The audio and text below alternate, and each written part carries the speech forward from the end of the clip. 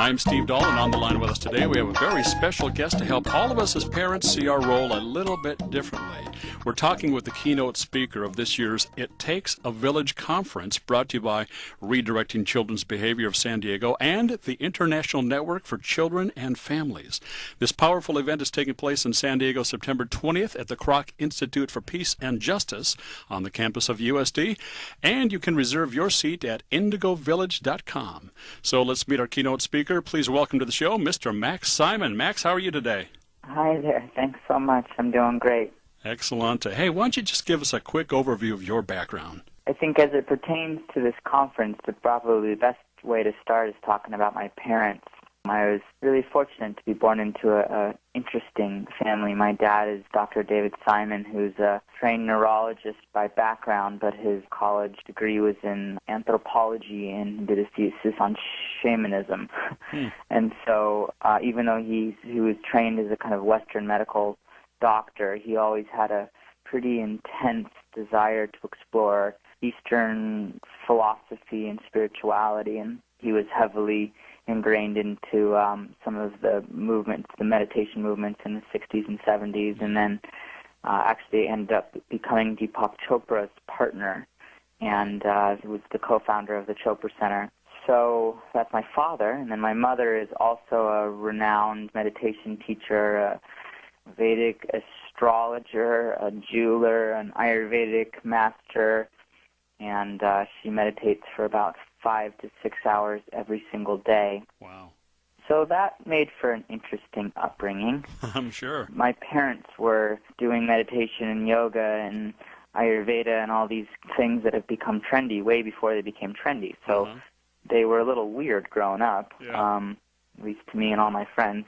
But that was my upbringing. And then I went to college, got a degree in business management from San Diego State, and was doing everything I could to not be spiritual for a while. And ultimately, you know, much like probably most of the people in the world, I was so hungry for certain things that actually weren't taking me any closer to being happy that I came back around. And since I was raised in this environment that was so conducive towards finding yourself, if you will, or finding your purpose or connecting to who you are, I kind of got re-engaged at an earlier age and became the youngest meditation, yoga, and Ayurveda teacher in the Chopra Center's history at 22. Wow. And I spent the next 4 years, in addition to running the products division for the Chopra Center, traveling around the world teaching meditation and yoga alongside Deepak Chopra and my father. And that kind of set the precedent for my love of teaching, and in particular my belief in meditation. And let me stop you there for 1 second. Now, I've heard it. Tell me if this is true. Did you start meditating at the age of 4? That's the story. The way the story goes is my mom actually gave me a kind of a meditation sound. They call those mantras. Sure. It was the very first thing I even heard when I came into the planet. Wow. And then they gave me a walking technique when I was 4 years old, and my first sitting technique when I was 9, and then an advanced technique when I was 13. And so it's just been kind of a part of my upbringing to have these tools, or these technologies, to help me connect and go inward. Sure. And you call them technologies even though they are anything but electrical gadgets. The reason I call them technologies is because what a technology is it's something that's been created to make your world more efficient and to make your world more kind of effective. It's, you know, hypothetically supposed to take less energy to accomplish more good. Sure. And I'm yet to come across any technology on the planet for human sustainability that's better than meditation. Wow. And so from the parental perspective, how can meditation help me as a parent with my 5-year-old or my 15-year-old? Meditation is one of the most valuable things you can pick up. Now, let's take out the parenting equation completely for a moment. Sure. Everybody can benefit from being less stressed, from being more centered, from having more energy and thinking more clearly. Yep. So that's the starting foundation for what meditation does for you. It improves these very core elements of your life. But around the parenting side, gosh, there's just so many good lessons. And one in particular that I'll be talking about is about reactivity. So children, I think, are probably some of the best experiments on the planet for how reactive people are. Mm-hmm. Because children aren't thinking to themselves, if I do this, then this is what reaction I'm going to get out of their parents. They're just so in the moment that they're performing, they're doing whatever they're doing. They're very present. Right, they're very present. And most parents, because we think, or they think, I should say, I'm not a parent, but they think that their role is to make sure that they don't do anything wrong, or their role is to, help them. That when somebody does something, you react to it immediately. Sure. And that reactive state isn't good for you or for the child. Mm-hmm. Because here's what it does. First off, it doesn't allow the child to make their own choices. What it does is it all of a sudden starts to have children rely on their parents to save them, or to rely on their parents to make decisions for them, rather than creating an environment where the children makes their own choices. But furthermore, the energy of the relationship when the parents are reacting to children becomes very tense. And once again, I feel like one of the main points that I will communicate during my lecture is that your role of a parent is not to help your child. Your role of a parent is to support your child and to love your child and to create an environment that empowers the child. But it's not to tell them what to do. Yeah. So if the energy of your relationships is you're wrong, or this is right, or this is what you need to do, or don't do that, all of a sudden there's no space there for the children's creativity. And one of the things that my mom used to always do is she'd say, okay, listen, this is what you did.